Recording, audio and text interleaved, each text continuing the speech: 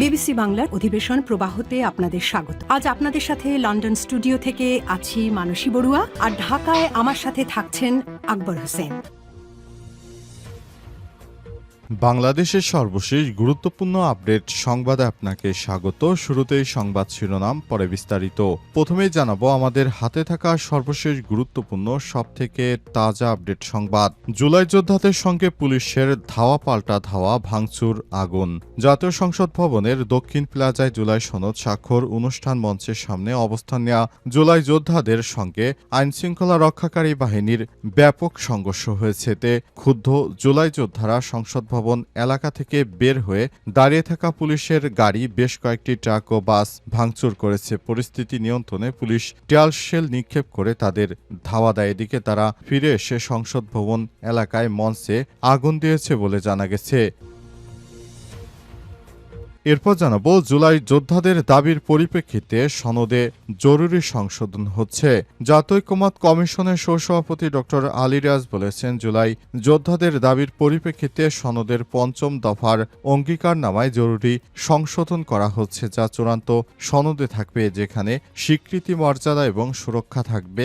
এসব বিষয়ে কমিশন এবং দলগুলোর মতপার্থক্য নেই। আজ সংসদ ভবনে দক্ষিণ প্লাজায় জুলাই সনদ স্বাক্ষর অনুষ্ঠান মঞ্চে তিনি এসব কথা বলেন। এদিকে কিছু কিছু রাজনৈতিক দল জনগণের সঙ্গে প্রতারণা করে জুলাই সনদে স্বাক্ষর করছে, বললেন নাহিদ ইসলাম। জুলাই সনদের স্বাক্ষরই জাতীয় ঐক্য নয়, জাতীয় ঐক্যের নামে জাতির সঙ্গে প্রতারণা করা হচ্ছে বলে মন্তব্য করেছেন জাতীয় নাগরিক পার্টি এনসিপির আহ্বায়ক নাহিদ ইসলাম। তিনি বলেন, সমাজের সব অংশের মানুষ একত্রিত হয়ে লড়াই করার মাধ্যমে জাতীয় ঐক্য প্রতিষ্ঠিত করেছে। ঐক্যবদ্ধভাবে মানবিক রাজনৈতিক প্রতিষ্ঠা করবে জাতীয় শ্রমিক শক্তি। শেখ হাসিনা ফ্যাসিজম কায়েম করেছিল, এই ফ্যাসিজম যেন বাংলাদেশে আর ফিরে আসতে না পারে, সেজন্য আমাদের আন্দোলন চলবে। জানাবো জুলাই সনদের স্বাক্ষর নিয়ে রাজনৈতিক দলের নিজস্ব সিদ্ধান্ত, বলেন ডাক্তার জাহিদ। বিএনপির স্থায়ী কমিটির সদস্য ডাক্তার এজেডএম জাহিদ হোসেন বলেছেন, জুলাই সনদে স্বাক্ষর করা যাবে কি যাবে না, যে কোনো রাজনৈতিক দলের নিজস্ব সিদ্ধান্ত। আজ রাজধানীর শেরেবাংলা নগরে বিএনপির প্রতিষ্ঠাতা শহীদ প্রেসিডেন্ট জিয়াউর রহমানের সমাধিতে diploma medical association of Bangladesh ডিম্যাপ এর নতুন আহ্বায়ক কমিটির আয়োজনে শ্রদ্ধা নিবেদন শেষে তিনি এসব কথা বলেন। এবং সর্বশেষ জানাবো নানামুখী ষড়যন্ত্রের ব্যাপারে সরকারকেও সতর্ক থাকতে হবে, বললেন বিএনপি নেতা। রাষ্ট্রকে ব্যর্থ করে দিতে নানা রকম ষড়যন্ত্র হচ্ছে বলে অভিযোগ করেছেন বিএনপির নেতা মোস্তফা জামান। তিনি বলেছেন, দেশটাকে অস্থিতিশীল করার জন্য বিভিন্নভাবে ষড়যন্ত্র করা হচ্ছে, তাই সরকারকে বলবো, দয়া করে এই বিষয়টি আপনি গুরুত্বের সঙ্গে দেখুন। প্রিয় দর্শক, এতক্ষণ শুনছিলেন সংবাদ শিরোনাম, এবারে বিস্তারিত। তবে তার আগে বন্ধুরা অনুরোধ থাকবে, এই সংবাদটি একটি লাইক দিন। এই চ্যানেলে আপনি নতুন হয়ে থাকলে আমাদের সংবাদটি দেখতে দেখতে চ্যানেলটি সাবস্ক্রাইব করে রাখুন। কমেন্ট করে বন্ধুরা আপনার মূল্যবান মতামত জানিয়ে দিন আপনি বিশ্বের কোন দেশ থেকে বা বাংলাদেশের কোন স্থান থেকে আমাদের সংবাদটি দেখছেন এবং শুনছেন। আর বন্ধুরা, সংবাদটি আপনার সোশ্যাল মিডিয়া ফেসবুকে শেয়ার করে বন্ধুদেরও দেখার সুযোগ করে দিন। গাজা যুদ্ধে আপনি যদি নিরীহ ফিলিস্তিনিদের ভালোবেসে থাকেন, কমেন্টে ইয়েস লিখে বিশ্ববাসীকে জানিয়ে দিন। এবারে বিস্তারিত। জুলাই যোদ্ধাদের সঙ্গে পুলিশের ধাওয়া পাল্টা ধাওয়া, ভাঙচুর, আগুন। জাতীয় সংসদ ভবনের দক্ষিণ প্লাজায় জুলাই যোদ্ধাদের সঙ্গে পুলিশের ধাওয়া পাল্টা ধাওয়ার ঘটনা ঘটেছে। এই ঘটনায় বেশ কয়েকজন আহত হয়েছে। এই ঘটনার পরই পুলিশের গাড়িতে আগুন দেওয়ার ঘটনা ঘটে। এই ঘটনার পর পরিস্থিতি উত্তপ্ত হয়ে উঠেছে। পুলিশের পক্ষ থেকে নিশ্চিত করা হয়েছে, আমরা জুলাই যোদ্ধাদের এই এলাকা থেকে সরিয়ে দেওয়ার পর তারা সেখান থেকে সরতে চাইছিল না। তারা আবার নতুন করে এসে আমরা যারা আইনশৃঙ্খলা রক্ষাকারী বাহিনীর সদস্য ছিলাম সবাই যেন মিলেমিশে সেখানে থাকতে পারি, এজন্য আমরা সেই বিষয়টিকে চাই বলে জানিয়েছেন তিনি। এজন্য অন্তর্বর্তীকালীন সরকারের প্রধান উপদেষ্টা প্রফেসর ডক্টর মোহাম্মদ ইউনূসের সরকারের নির্দেশনায় সেখান থেকে তাদেরকে সরিয়ে দেওয়া হয়। এই ঘটনায় তারা সরিয়ে দেওয়ার পর পুলিশের সঙ্গে সংঘর্ষে জড়ায়। জাতীয় সংসদ ভবনে দক্ষিণ প্লাজায় জুলাই সনদ স্বাক্ষর অনুষ্ঠানের মঞ্চের সামনে অবস্থান নেয় জুলাই যোদ্ধারা। এতে জুলাই যোদ্ধাদের সরিয়ে দেওয়ার দেওয়ার পর তারা বিক্ষুব্ধ হয়ে ওঠে। ঘটনায় তারা পুলিশের গাড়ি, বাস, ট্রাক ভাঙচুর করে। পরিস্থিতি নিয়ন্ত্রণে পুলিশ তখন টিয়ারশেল নিক্ষেপ ও ধাওয়া দেয়। আজ বিক্ষোভের পর জুলাই যোদ্ধা পরিবার ও আহত যোদ্ধা ব্যানারে সংসদ ভবন এলাকায়